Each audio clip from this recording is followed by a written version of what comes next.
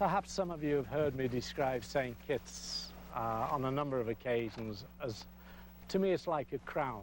And St. Kitts has in that crown many jewels. Some of them are obvious and some of them are less obvious. When I first came into this area, this particular jewel was not obvious at all. You may be astonished to know that it was not cared for or protected, but I think it's a very significant part of our history and our heritage. Its significance I can't relate accurately, but certainly if you look at the size of these rocks, the prominence of these rocks, the scale of the carving that has gone on in these rocks, with the knowledge that Tegraman was living in this area, they must have massive significance. I am Rastamboro Kitwano. And I'm Marlene Phillips-Lee. Welcome to Culture Beat. Today we are going to take a look at Wingfield Estate, the oldest permanent settlement in the Caribbean, now declared a national park. Wingfield Estate is one of 4 places on St. Kitts that has petroglyphs. What are petroglyphs? Petroglyphs are pictures that have been carved into rocks by Amerindians, the first people to inhabit St. Kitts. Amerindians were a combination of Indians from both Carib and Arawak tribes. The Caribs were warlike people who raided other settlements to obtain necessities for survival, and the Arawaks were primarily an agricultural people. A tribe is a group of families or clans believed to have a common ancestor. The Caribs believed that Mother Earth provided them with everything that was good in life. They believed that the spirits of wind, water, disease, and death, also known as Manitou, had to be appeased in order for their tribe to live peacefully and fruitfully among them. On St. Kitts, there are 4 sets of rock carvings located at Wingfield Estate, Stone Fort, Harts Bay, and Willets Estate. The petroglyphs of Wingfield Estate are considered to be one of the finest examples of rock carvings in the Lesser Antilles. On St. Kitts, they are one of the most accessible. Located on the northern side of Old Road at the entrance of Wingfield Estate Yard. 2 figures known as man and woman have been carved on large boulders. Both figures are shown in a squatting position. One figure is bigger than the other and has a large belly and a simple head. The smaller one has a large head with 2 plumes and a body.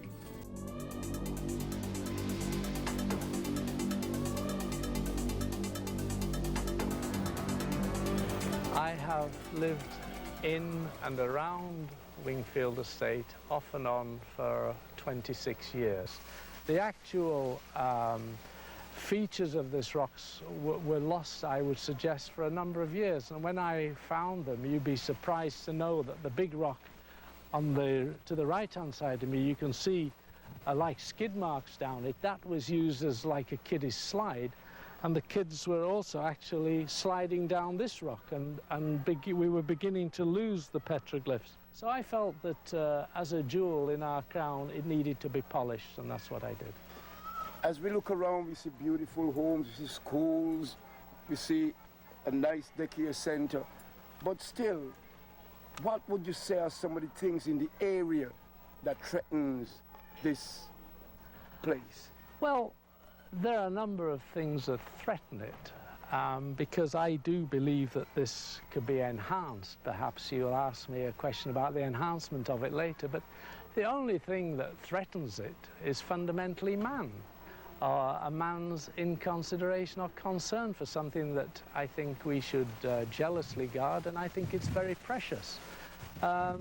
The inconsideration is perhaps inconsiderate development that may be brought too close to it, so it wouldn't be an outstanding feature. You imagine this area and the immediate area that surrounds it, which isn't built upon. There is sufficient space here to perhaps build an Amerindian hut in Amerindian style, and contained in that hut could be most of the artifacts that have been found and developed in this island, and make a museum to the Amerindian past. I mean, that would be a very precious place for our school children, for our adult people to learn about the history of this island. It's something we can show with pride to our visitors. The other thing about it is I do believe that our past is our future, and the protection of our past can be income generating for future generations. For example, if you look at the actual petroglyphs on this rock, they're a very, very commercial formation. If you imagine people that do carvings on jewellery or on wood or through fretwork, we can make jewellery that shows this as, if you like, almost a signature of St. Kitts. The character on the right is almost a signature of St. Kitts as it is. It can be created on fabrics. I already do that. There could be a t-shirt industry created around it. It could be a marketable product that creates employment and therefore economic benefit for our people.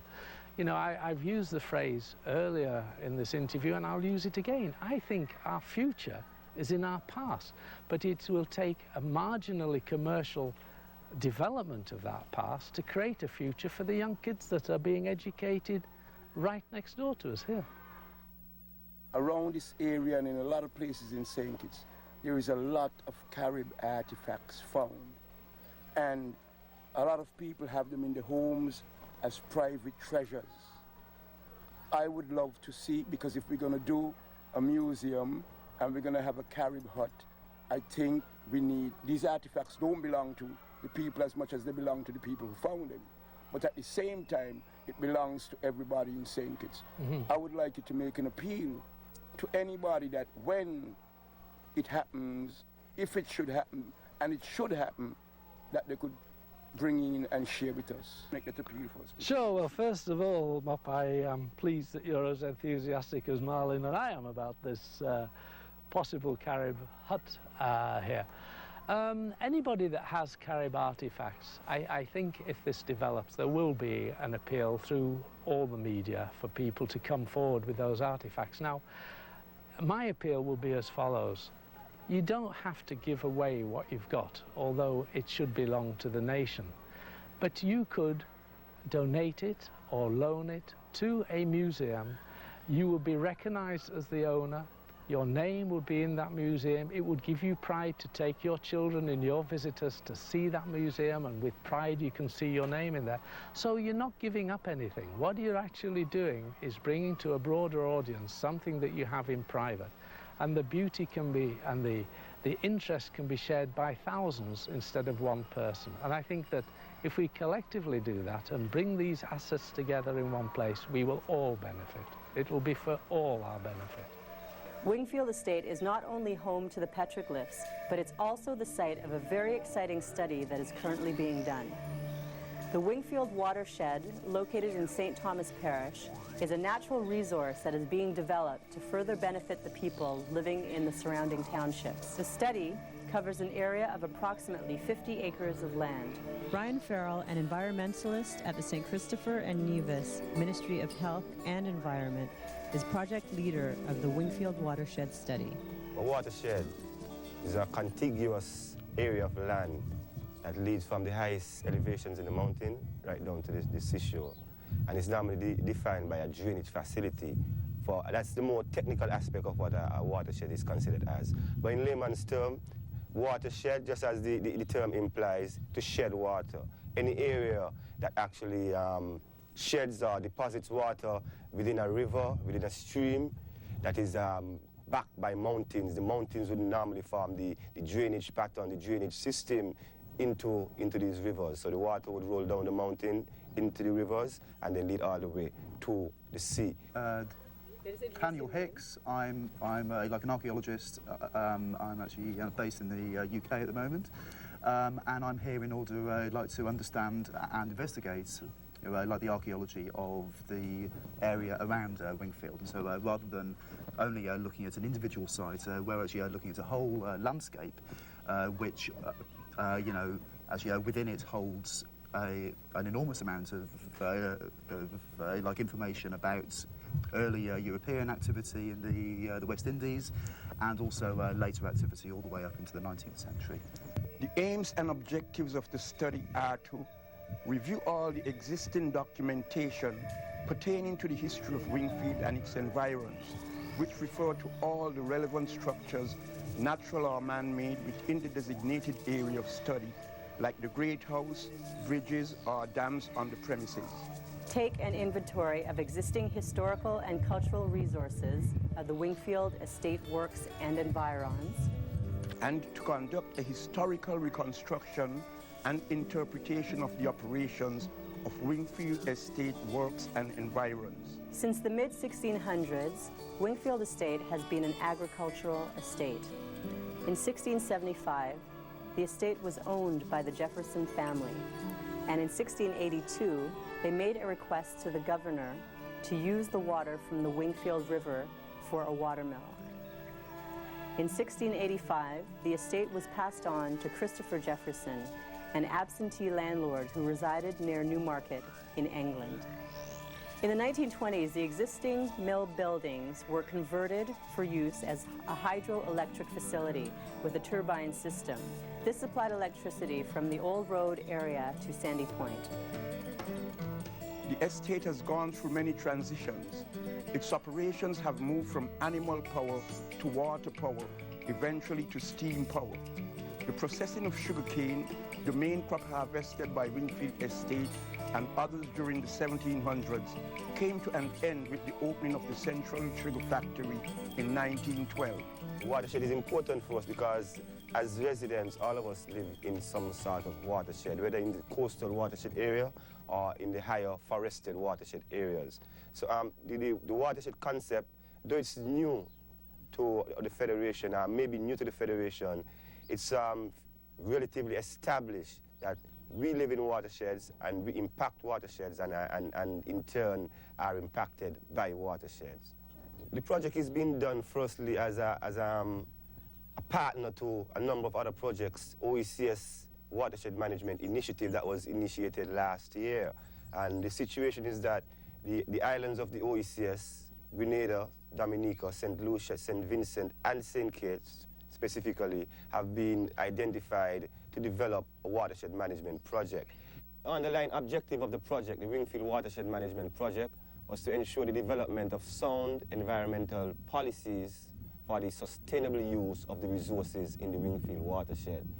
With that in mind, what is planned as part of the activities is the development of an integrated system of trails within the Wingfield watershed, the development of the history of the Wingfield estate ruins itself, and also a recreation of the history of the estate so that it can be interpreted and presented to the public.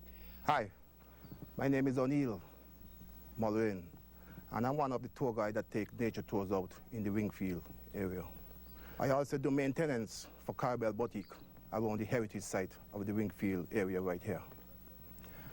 I also been one of the older tour guides out in this area who has been taking nature tours for like 14 years. What we do in the Wingfield area, we have like a figure-8 trail, which happens to be a loop trail. It could be very strenuous because at one end of it, which happens to be the top end of it, we could get you up to elevation about 1,000 feet, and then we could take you down in the lower end of it, which could get you up to elevation about 550 feet, 600 feet. And what we do there is to talk about the different species of plants and animals that happens to be there in our beautiful ecosystem. I also been a member of the tour guide committee of the Wingfield watershed, which has been going on in session for a little while. And I'm not very sure what would be the impact, but I'm just hoping whatever it is, it will be very good so that the people here in Old Road will be getting a very good benefit from it. And because I happen to be one of the residents in Old Road right now. I'm not from Old Road, but I'm living there. I'm hoping for the best as well, and that is why I'm taking part of it. It's a funded project, so we are hoping that in the event where activities relative to the development of the project is to be undertaken, they will firstly be undertaken by the residents of the Wingfield watershed.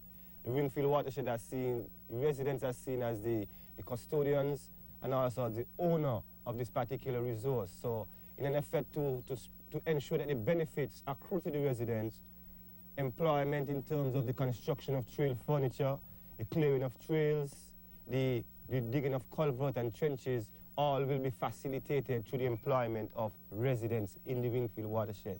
Additionally, upon the delivery of the project, which is start to be sometime in December 2001, we are hoping to encourage support services in the form of vending operations, the provision of cut flowers, sustainable agriculture, because we find that many times when tourism is developed in an area, the farmers are turned into bartenders and maids. So what we want to guard against situation like this happening, but we are going to encourage the sustainable farming of the area as a support to the tourism activities that may actually happen in this particular watershed. In fact, this area provides the island with more than 3/4 of the surface water that is consumed, especially the rural areas. The areas running from Old Road right around to Date Bay depends on this particular watershed for water. There you have it, an interesting piece of our culture. We must try to take an active part in protecting these endangered sites if we want them to be around for many years to come. With the development of this natural resource, we'll have a place that will give us more natural trails, stimulate our economy, and encourage local employment. These are the kind of changes that we would like to see in St. Kitts, incorporating the preservation of our treasured heritage sites into productive tourism ventures that will benefit St. Kitts and its people. Join us again when we will visit other heritage sites on St. Kitts. And next time, we'll meet you on the beat. Culture beat, a so you go.